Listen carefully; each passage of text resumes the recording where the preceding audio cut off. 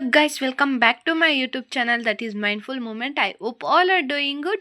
ಇವತ್ತಿನ ಕ್ಲಾಸಲ್ಲಿ ನಾವು ನೋಡ್ತಿದ್ದೀರಿ ಮ್ಯಾನೇಜ್ಮೆಂಟ್ ಅಕೌಂಟಿಂಗ್ ಅನ್ನೋದು ಸಬ್ಜೆಕ್ಟ್ದು ಲಾಸ್ಟ್ ಮಿನಿಟ್ ರಿವಿಷನ್ ಅಂದರೆ ಆಲ್ಮೋಸ್ಟ್ 2 ವಿಡಿಯೋದಲ್ಲಿ ಹೇಳ್ದಂಗೆ ಆಲ್ಮೋಸ್ಟ್ 3 ಮಂತ್ಸ್ ನೀವು ವೇಸ್ಟ್ ಮಾಡಿರ್ತೀರಲ್ಲ. ಆ 3 ಮಂತ್ಸಲ್ಲಿ ಏನು ಓದ್ದಿರಾ ಇದ್ದಾಗ 10 ಡೇಸಲ್ಲಿ ಹೆಂಗೆ ನೀವು ಕಂಪ್ಲೀಟ್ ಮಾಡೋದು ಅನ್ನೋದು ಇದು ಲಾಸ್ಟ್ ಮಿನಿಟ್ ರಿವಿಷನ್ ಆಗಿರುತ್ತೆ. ಇದರಲ್ಲಿ ಏನೇನು ಇನ್ಕ್ಲೂಡ್ ಆಗಿರುತ್ತೆ ಅಂದರೆ ಯಾವ್ಯಾವೆಲ್ಲ important question 2 marks 10 marks and 8 ಮಾರ್ಕ್ಸ್ಗೆ ಇಂಪಾರ್ಟೆಂಟ್ ಕ್ವೆಶನ್ಸ್ ಬರುತ್ತೆ. ಅಂದರೆ ಒಂದೊಂದು ಚಾಪ್ಟರಿಂದ ಹೆಂಗೆ ಕ್ವೆಶನ್ಸ್ನ ಕೇಳ್ತಾರೆ ಆ್ಯಂಡ್ ಅದು ಸಮ್ಸ್ದು ಫಾರ್ಮೆಟ್ನ ನಾವು ನೋಡ್ತಾ ಹೋಗ್ತೀರಿ. ಈ ವಿಡಿಯೋ ಸ್ಟಾರ್ಟ್ ಮಾಡೋಕ್ಕಿಂತ ಮುಂಚೆ ಎಲ್ಲ ವಿಡಿಯೋದಲ್ಲಿ ಹೇಳೋ ಪ್ರಕಾರ ಇನ್ನೂ ಯಾರು ನನ್ನ ಚಾನಲ್ ಸಬ್ಸ್ಕ್ರೈಬ್ ಆಗ್ದಿರ ಹಂಗೆ ವೀಡಿಯೋಸ್ ನೋಡ್ತಿದ್ದೆ, ಪ್ಲೀಸ್ ಸಬ್ಸ್ಕ್ರೈಬ್ ಆಗಿ, ಲೈಕ್ ಮಾಡಿ, ಶೇರ್ ಮಾಡಿ ಆ್ಯಂಡ್ ಕಮೆಂಟ್ನ ಮಾಡಿ. ನೀವು ಯಾರಾದರೂ ನನ್ನ ಚಾನಲ್ಗೆ ಹೊಸ್ದಾಗಿ ವಿಸಿಟ್ ಮಾಡಿದರೆ ಒಂದ್ಕಿತ ಚೆಕ್ಔಟ್ ಮಾಡಿ, ನನ್ನ ಪೇಜ್ ಇಷ್ಟ ಆಗಿದ್ದರೆ ಫಾಲೋ ಮಾಡ್ಕೊಳ್ಳಿ ಆ್ಯಂಡ್ ಇನ್ನೂ ಲೈಕ್ ಮಾಡಿದ್ರೆ ಲೈಕ್ ಮಾಡಿ. ನಿಮ್ಮ ಒಂದು ಲೈಕಿನ ನನ್ನ ವಿಡಿಯೋ ಬೇರೆಯವ್ರು ಕೂಡ ಸಜೆಸ್ಟ್ ಆಗುತ್ತೆ. ಸೊ ಲೈಕ್ ಮಾಡಿ, ಇನ್ನೂ ಸಬ್ಸ್ಕ್ರೈಬ್ ಆಗಿಲ್ಲ ಅಂದರೆ ಸಬ್ಸ್ಕ್ರೈಬ್ ಆಗಿ. ಓಕೆ, ಡೈರೆಕ್ಟ್ ಬನ್ನಿ ಚಾಪ್ಟರ್ ವೈಸ್ ನೋಡ್ತಾ ಹೋಗೋಣ. ಫಸ್ಟ್ ಚಾಪ್ಟರಲ್ಲಿ ನಿಮಗೆ 2 ಮಾರ್ಕ್ಸ್ 2 ಕ್ವಶನ್ಸ್ನ ಕೇಳ್ತಾರೆ, 4 ಮಾರ್ಕ್ಸ್ 2 ಕ್ವಶನ್ಸ್ನ ಕೇಳ್ತಾರೆ, 10 ಮಾರ್ಕ್ಸ್ 1 ಕ್ವಶನ್ನ ಕೇಳ್ತಾರೆ. 4 ಮಾರ್ಕ್ಸ್ 2 ಕ್ವಶನ್ಸ್ ಯಾಕೆ ಕೇಳ್ತಾರೆ ಅಂದರೆ ನಿಮಗೆ ಥಿಯರಿಯಿಂದ ಒಂದು ಕ್ವಶನ್ಸ್ನ ಕೇಳ್ತಾರೆ, ಪ್ರಾಕ್ಟಿಕಲಿಂದ ಒಂದು ಕ್ವಶನ್ಸ್ನ ಕೇಳ್ತಾರೆ. ಆ್ಯಂಡ್ 2 ಮಾರ್ಕ್ಸ್ ಫಸ್ಟ್ ನೋಡ್ತಾ ಹೋಗೋಣ. 2 ಮಾರ್ಕ್ಸ್ ಇಂಪಾರ್ಟೆಂಟ್ ಕ್ವಶನ್ ನೋಡೋದಾದರೆ meaning of management accounting and definition, ಮತ್ತು ಫಿನಾನ್ಷಿಯಲ್ ಅಕೌಂಟಿಂಗ್ ಅಂದರೆ ಏನು, ಕಾಸ್ಟ್ ಅಕೌಂಟಿಂಗ್ ಅಂದರೆ ಏನು ಅನ್ನೋದು, ಮತ್ತು ಮ್ಯಾನೇಜ್ಮೆಂಟ್ ಅಕೌಂಟೆಂಟ್ ಅಂದರೆ ಏನು, ಮತ್ತು ಫಿನಾನ್ಷಿಯಲ್ ಮ್ಯಾನೇಜ್ಮೆಂಟ್ ಅನಾಲಿಸಿಸ್ ಅಂದರೆ ಏನು, ಮತ್ತು ಇಂಟರ್ಪ್ರಿಟೇಷನ್ ಅಂದರೆ ಏನು, and what is financial analysis and definition, types and techniques of financial analysis. ಇದೆಲ್ಲ 2 ಮಾರ್ಕ್ಸ್ ಇಂಪಾರ್ಟೆಂಟ್ ಕ್ವಶನ್ಸ್ ಆಗಿರುತ್ತೆ. ನೆಕ್ಸ್ಟು 4 ಮಾರ್ಕ್ಸ್ ಇಂಪಾರ್ಟೆಂಟ್ ಕ್ವಶನ್ಸ್ ನೋಡೋದಾದರೆ ನಿಮಗೆ ಕಂಪಲ್ಸರಿ ಥಿಯರಿಯಿಂದ ಒಂದು ಕ್ವಶನು, ಪ್ರಾಕ್ಟಿಕಲಿಂದ ಒಂದು ಕ್ವಶನನ್ನು 4 ಮಾರ್ಕ್ಸ್ಗೆ ಕೇಳ್ತಾರೆ. Nature of management accountant, significance and importance of management accountant, scope of management accountant, objectives, function, difference between financial accounting and management accounting, and cost accounting and management accounting, ಮತ್ತು advantages, disadvantages of management accounting, functions of management accounting, role of accountant and role of management accounting. ಇದೆಲ್ಲ 4 marks important questions ಆಗಿರುತ್ತೆ. Next 10 marks ಮತ್ತು 4 ಮಾರ್ಕ್ಸ್ಗೆ ಯಾವ ರೀತಿ ಕ್ವಶನ್ಸ್ನ ಕೇಳ್ತಾರೆ ಅಂದರೆ ನಿಮಗೆ ಅಷ್ಟು ಕಂಪ್ಯಾರಿಟಿವ್ ಸ್ಟೇಟ್ಮೆಂಟ್ ಅನಾಲಿಸಿಸಲ್ಲಿ 4 ಮಾರ್ಕ್ಸ್ಗೆ ನಿಮ್ಗೆ ಒಂದೇ ಕೇಳ್ಬೋದು, ಇಲ್ಲ 10 ಮಾರ್ಕ್ಸ್ಗೆ ಒಂದೇ ಕೇಳ್ಬೋದು. ಅಂದರೆ ಬ್ಯಾಲೆನ್ಸ್ ಶೀಟು ದೊಡ್ಡದಾಗಿರುತ್ತಲ್ಲ, ಫಾರ್ಮ್ಯಾಟ್ ನೀವು ಓದ್ಕೊಂಡು ಹೋಗಬೇಕು, ಅದನ್ನು ಕೇಳ್ಬೋದು. ನಿಮಗೆ 2024 ಬಂದು ಇದನ್ನು ಕೇಳಿ ನಿಮಗೆ 10 ಮಾರ್ಕ್ಸ್ಗೆ ಇದನ್ನು ಕೇಳಿದ್ದಾರೆ. ಇದರಲ್ಲಿ ಬಂದುಬಿಟ್ಟು ಕಾಮನ್ ಸೈಜ್ ಬ್ಯಾಲೆನ್ಸ್ ಶೀಟು ಇರುತ್ತೆ, ಕಾಮನ್ ಸೈಜ್ ಇನ್ಕಮ್ ಸ್ಟೇಟ್ಮೆಂಟ್ ಕೂಡ ಇರುತ್ತೆ.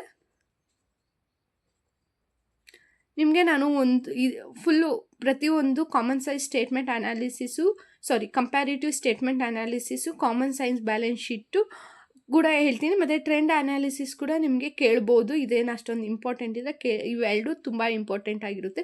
4 ಮಾರ್ಕ್ಸ್ಗೆ 10 ಮಾರ್ಕ್ಸ್ಗೆ 4 ಮಾರ್ಕ್ಸ್ಗೆ ಒಂದೇ ಕೇಳ್ತಾರೆ ಆ್ಯಂಡ್ 10 ಮಾರ್ಕ್ಸ್ಗೂ ಒಂದೇ ಕೇಳ್ತಾರೆ. ಬಟ್ 4 ಮಾರ್ಕ್ಸ್ಗೆ ನಿಮಗೆ ಇನ್ಕಮ್ ಕೇಳ್ಬೋದು, ಬಿಕಾಸ್ ಇನ್ಕಮ್ ಅನ್ನೋದು ಈಸಿ ಇರುತ್ತೆ, ಬ್ಯಾಲೆನ್ಸ್ ಶೀಟು ದೊಡ್ಡದಾಗಿರುತ್ತಲ್ಲ, ಅಸೆಟ್ಸು ಲಯಬಿಲಿಟಿ. ಸೊ 10 ಮಾರ್ಕ್ಸ್ಗೆ ನಿಮಗೆ ಇದನ್ನು ಕೇಳ್ಬೋದು. ನಾನು ಫಸ್ಟು ಫಾರ್ಮ್ಯಾಟ್ಸ್ ನೋಡಿಸ್ಬಿಡ್ತೀನಿ. ಆ್ಯಂಡ್ ಇದು ಬಂದು ಇನ್ಕಮ್ ಸ್ಟೇಟ್ಮೆಂಟ್ ಕಂಪ್ಯಾರಿಟಿವ್ದು ಫಾರ್ಮೆಟ್ ಆಗಿರುತ್ತೆ. ರೆವೆನ್ಯೂ ಫ್ರಮ್ ಆಪರೇಷನ್, ಅದರ್ ಇನ್ಕಮ್ನ ಆ್ಯಡ್ ಮಾಡ್ಕೋಬೇಕು, ಮತ್ತು ಇಲ್ಲಿರೋ ಎಲ್ಲ ಎಕ್ಸ್ಪೆನ್ಸಸ್ನ ಆ್ಯಡ್ ಮಾಡಿಕೊಂಡು ಇನ್ಕಮ್ನ ಮತ್ತು ಎಕ್ಸ್ಪೆನ್ಸಸ್ನ ಮೈನಸ್ ಮಾಡಿದ್ರೆ ಪ್ರಾಫಿಟ್ ಬಿಫೋರ್ ಟ್ಯಾಕ್ಸ್ ಬರುತ್ತೆ. ಅದರಿಂದ ಲೆಸ್ ಮಾಡಿದ್ರೆ ನಮಗೆ ಪ್ರಾಫಿಟ್ ಆಫ್ಟರ್ ಟ್ಯಾಕ್ಸ್ ಬರುತ್ತೆ, ಟ್ಯಾಕ್ಸ್ನ ಲೆಸ್ ಮಾಡಿದ್ರೆ. ಆ್ಯಂಡ್ ಇದು ಬೇಸ್ ಇಯರ್, ಕರೆಂಟ್ ಇಯರ್, ಇವೆರಡರಲ್ಲಿ ಅಬ್ಸಲ್ಯೂಟ್ ಇನ್ಕ್ರೀಸ್ ಆಗಿದೆಯಾ ಡಿಕ್ರೀಸ್ ಆಗಿದೆಯಾ ಅಂತ ಚೆಕ್ ಮಾಡಬೇಕು. ಅದ್ರ ಮೇಲೆ ನೀವು ಪರ್ಸೆಂಟೇಜ್ ಅನ್ನೋದನ್ನ ಕ್ಯಾಲ್ಕುಲೇಟ್ ಮಾಡಬೇಕು.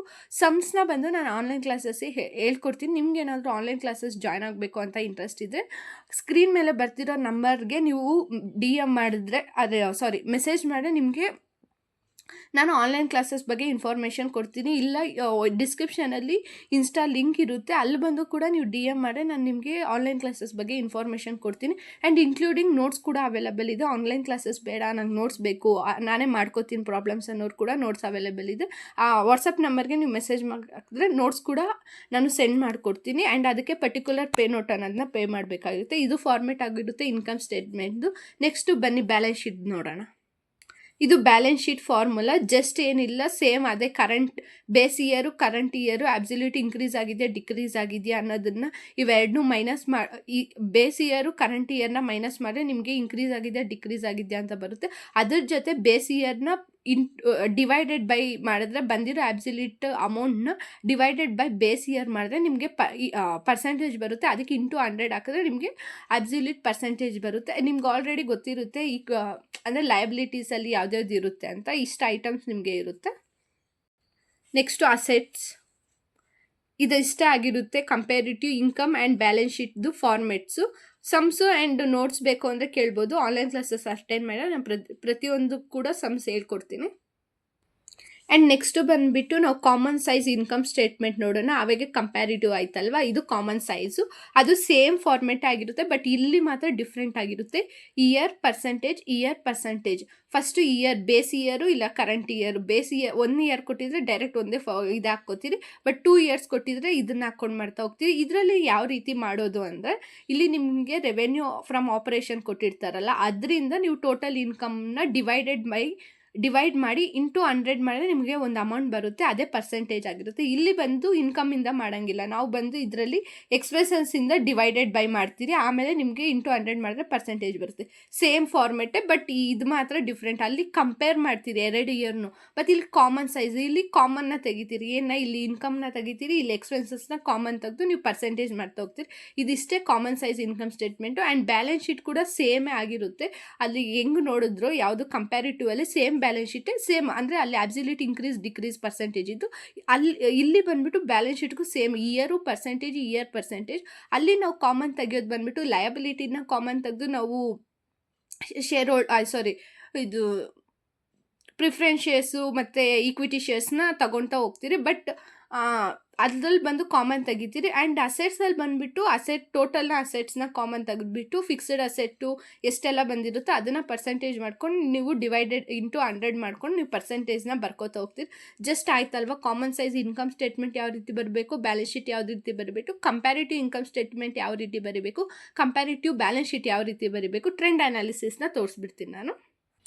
ಟ್ರೆಂಡ್ ಅನಾಲಿಸಿಸಲ್ಲಿ ಇನ್ಕಮ್ ಸ್ಟೇಟ್ಮೆಂಟ್ ಅನ್ನೋದನ್ನು ನಿಮಗೆ ಕೇಳ್ತಾರೆ. ಆ್ಯಂಡ್ ಬ್ಯಾಲೆನ್ಸ್ ಶೀಟು ಕೇಳ್ತಾರೆ. ಯಾವ ರೀತಿ ಬರೀಬೇಕು ಅಂತ ನಾನು ಹೇಳ್ಬಿಡ್ತೀನಿ.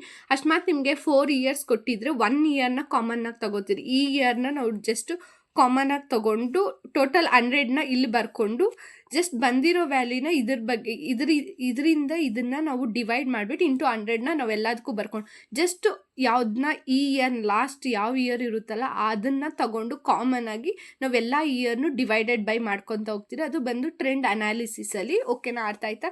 ಇನ್ಕಮ್ ಸ್ಟೇಟ್ಮೆಂಟ್ ಆ್ಯಂಡ್ ಬ್ಯಾಲೆನ್ಸ್ ಶೀಟಲ್ಲೂ ಅಷ್ಟೇ ಸೇಮ್ ಆಗೇ ಇರುತ್ತೆ. ಹಿಂಗೆ ಇಷ್ಟು ಕೊಟ್ಟಿದ್ರೆ ನೀವು ಒಂದು ಇಯರ್ನ ಕಾಮನಾಗಿ ತೊಗೊಂಡು ಅದರಿಂದ ನೀವು ಇಂಟು 100 ಮಾಡ್ಕೊತಾ ಹೋಗ್ತೀರಿ. ಯಾವುದನ್ನ ಅಂದರೆ ಬೇಸ್ ಇಯರ್, ಯಾವ್ದು ಲಾಸ್ಟ್ ಬೇಸ್ ಇಯರ್ ಆಗಿರುತ್ತಲ್ಲ ಅದನ್ನ ನೀವು ತಗೊಂಡು ನೀವು ಕಾಮನಾಗಿ ತೊಗೊಂಡು ನೀವು ಪರ್ಸೆಂಟೇಜ್ನ ಕಂಡಿಡ್ತಾ ಹೋಗ್ತೀರಿ. ಅಷ್ಟೇ ಟ್ರೆಂಡ್ ಅನಾಲಿಸಿಸಲ್ಲಿ. ಇಷ್ಟೇ ನಿಮ್ಮ 3 ಅರ್ಥ ಆಯಿತು. ಯಾವ್ದ್ಯಾವುದು ಅಂದರೆ comparative income, comparative common size and trend analysis ಯಾವ ರೀತಿ ಮಾಡಬೇಕು ಅನ್ನೋದು. ಓಕೆ, ಬನ್ನಿ ನೆಕ್ಸ್ಟ್. ಆ್ಯಂಡ್ ಇದರಲ್ಲಿ ಗೊತ್ತಾಯಿತು ಅನಿಸುತ್ತೆ ಹೆಂಗೆ ಮಾಡೋದು ಅಂತ. ಇದೆಲ್ಲ ಆಗಿರುತ್ತೆ. ಯಾವುದು ಅಂದರೆ ಫಸ್ಟ್ ಚಾಪ್ಟರ್ದು 2 marks, 4 marks and 10 marks. Okay, ಬನ್ನಿ ನೆಕ್ಸ್ಟ್ ಸೆಕೆಂಡ್ ಚಾಪ್ಟರ್ ನೋಡ್ತಾ ಹೋಗೋಣ. ಓಕೆ, ಸೆಕೆಂಡ್ ಚಾಪ್ಟರ್ ನೋಡೋಣ. ಸೆಕೆಂಡ್ ಚಾಪ್ಟರ್ ಅನ್ನೋದು ಎಷ್ಟು ಕಷ್ಟ ಅಂದರೆ ಅಷ್ಟು ಕಷ್ಟ ಆಗಿರುತ್ತೆ. ಆಲ್ಮೋಸ್ಟ್ ಯಾವುದೇ ಸ್ಟೂಡೆಂಟ್ ಹೇಳೋ ಸೆಕೆಂಡ್ ಚಾಪ್ಟರ್ ಬೇಡ, ಸ್ಕಿಪ್ ಮಾಡಿಬಿಡೋಣ ಅಂತಾರೆ. ಅಷ್ಟು ಕಷ್ಟ ಆಗಿರುತ್ತೆ.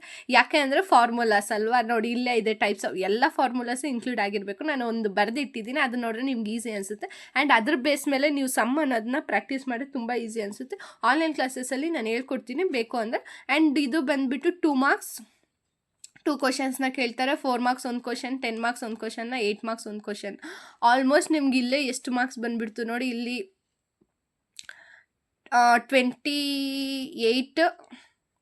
26 ಮಾರ್ಕ್ಸ್ ನಿಮ್ಗೆ ಇದೇ ಚಾಪ್ಟರಿಂದ ಬರುತ್ತೆ. ಆರಾಮಾಗಿ ಈ ಚಾಪ್ಟರ್ 1ನ ಓದ್ಕೊಬಿಟ್ರೆ ಆರಾಮಾಗಿ ನೀವು ಪಾಸೇ ಆಗಿಬಿಡ್ಬೋದು ಎಕ್ಸಾಮ್ನ.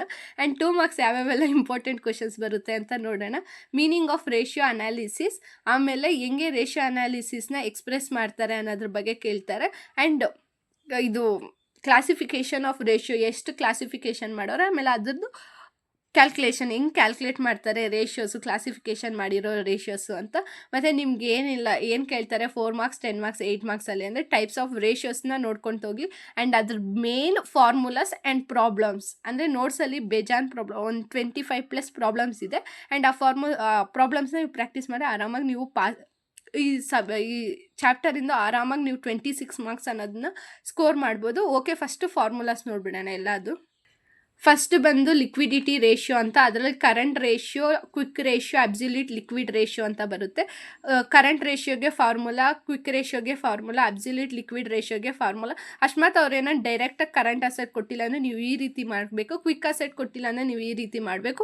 ಅಕಸ್ಮಾತ್ ಕರೆಂಟ್ ಅಸೆಟ್, ಕರೆಂಟ್ ಲೈಬಿಲಿಟಿ ಕೊಟ್ಟಿಲ್ಲ ಅಂದರೆ ನೀವು ವರ್ಕಿಂಗ್ ಕ್ಯಾಪಿಟಲ್ ಕೊಟ್ಟು, ಅಕಸ್ಮಾತ್ ಕರೆಂಟ್ ಲೈಬಿಲಿಟಿ, ಕರೆಂಟ್ ಅಸೆಟ್ ಒಂದು ಯಾವುದಾದ್ರು ಒಂದು ಕೊಟ್ಟಿದ್ರೆ ಆರಾಮಾಗಿ ನೀವು ಮೈನಸ್ ಮಾಡ್ಕೊಂಡು ನಿಮ್ಮ current liability or current asset ಬರುತ್ತೆ. ಕ್ವಿಕ್ ರೇಷಿಯೋಗೆ ಈ ಫಾರ್ಮುಲಾಸ್ ಆಗಿರುತ್ತೆ. 3 ಹೆಡ್ಡಿಂಗ್ಸಲ್ಲಿ 3 ಫಾರ್ಮುಲಾಸ್ ಇರುತ್ತೆ.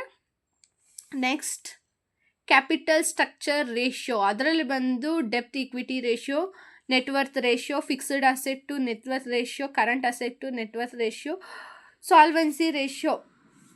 ಓಕೆನಾ, ಇದರಲ್ಲಿ ಆಲ್ಮೋಸ್ಟ್ 5 ಇದೆ ಅಲ್ವಾ, 5 ಇದಿರುತ್ತೆ. ಡೆಪ್ತ್ ಈಕ್ವಿಟಿ ರೇಷಿಯೋ ಅಂದರೆ total debt divided by shareholders fund, ಇಲ್ಲ outsiders fund and divided by owner fund ಆಗಿರುತ್ತೆ. ನೆಟ್ ವರ್ತ್ ರೇಷಿಯೋ ಅಂದರೆ just net worth divided by total assets. ಓಕೆನಾ. Next fixed asset to net worth ratio ಅಂದರೆ first fixed asset, ಆಮೇಲೆ net worth ಅಲ್ವಾ, divided by net worth ratio. And current asset to net worth ratio ಅಂದರೆ current asset divided by net worth ratio. And solvency total assets divided by total liability, ಅದು ಬಂದು solvency ರೇಷಿಯೋದು. ಇದು ಬಂದು capital structure ರೇಷಿಯೋದಲ್ಲಿ ಇಷ್ಟರಲ್ಲಿ ಇಷ್ಟು formulas ಆಗಿರುತ್ತೆ ಈ ಹೆಡ್ಡಿಂಗ್ಸ್ದು. ನೆಕ್ಸ್ಟ್ ನೋಡೋಣ ಬಂದೆ, ಅಂದರೆ ಇದಕ್ಕೆ ಆನ್ಸರ್ಸ್ ಬಂದರೆ ನೀವು ಟೈಮಿಂದ ನೀವು ಇಂಡಿಕೇಟ್ ಮಾಡಬೇಕಾಗಿರುತ್ತೆ. ಅಕಸ್ಮಾತ್ 4, 5 ಅಂತ ಆನ್ಸರ್ ಬಂತು ಅಂದರೆ ಅದನ್ನು ನೀವು ಟೈಮ್ಸಿಂದ ಇಂಡಿಕೇಟ್ ಮಾಡಬೇಕಾಗಿರುತ್ತೆ. ಅಕಸ್ಮಾತ್ ಏನಾನ ಲಿಕ್ವಿಡಿಟಿ ರೇಷಿಯೋದಲ್ಲಿ ಏನಾನ 0.5 ಬಂತಂದರೆ 0.56 ಅಂತ ಬಂದರೆ ನೀವು 1.5 ಅಂತ ಪರ್ಸೆಂಟೇಜ್ನ ಹಾಕಿ ನೀವು 1ಇಂದ ನೀವು ಇಂಡಿಕೇಟ್ ಮಾಡಬೇಕಾಗಿರುತ್ತೆ. ಆ್ಯಂಡ್ ನೆಕ್ಸ್ಟ್ ಪ್ರಾಫಿಟಬಿಲಿಟಿ ರೇಷಿಯೋ, ಅದರಲ್ಲಿ gross profit ratio, net profit ratio, operating cost ratio, expenses ratio, operating profit ratio, price earning ratio. ಹಬ್ಬ ಇವನ್ನೆಲ್ಲ ಹಿಂಗೆ ಗ್ಯಾಪ್ನ ಇಟ್ಕೊಳೋದು ಅನಿಸ್ತಿದೆಯಲ್ವಾ.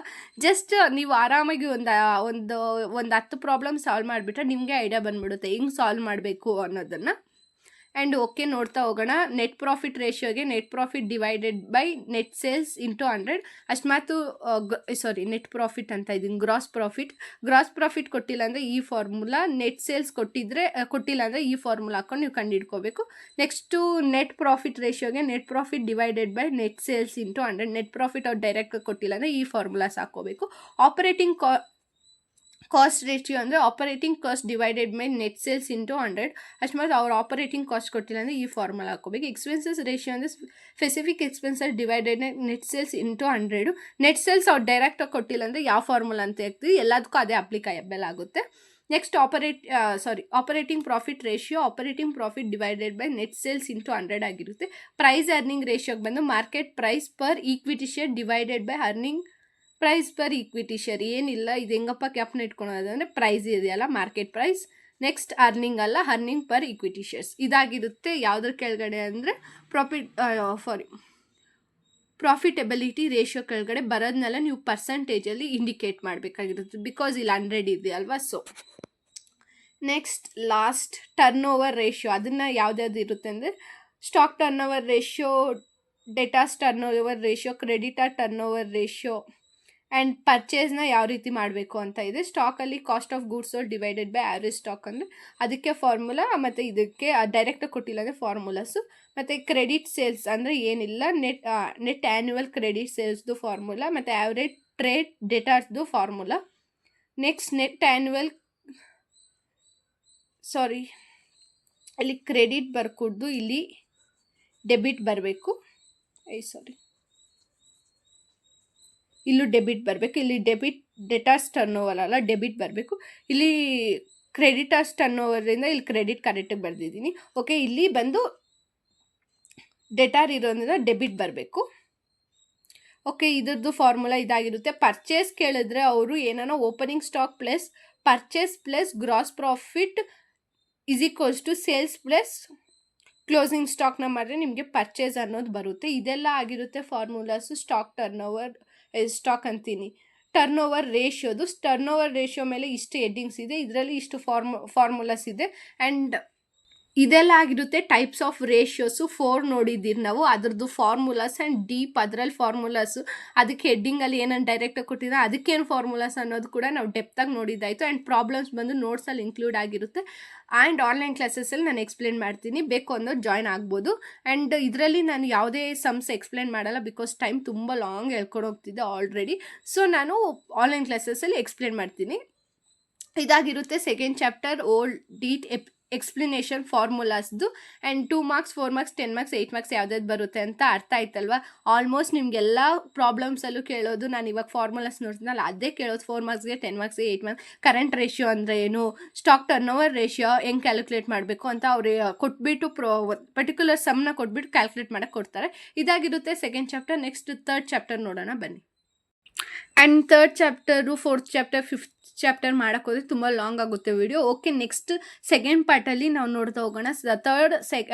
Third fourth fifth chapter. Okay, C next video. ನಿಮ್ಗೆ ಆನ್ಲೈನ್ ಕ್ಲಾಸ್ ಜಾಯ್ನ್ ಆಗಬೇಕಂದ್ರೆ already ಹೇಳಿದ್ದೀನಿ. And notes ಬೇಕು ಅಂದರೂ message ಮಾಡ್ಬಿಟ್ಟು. Okay, C next video.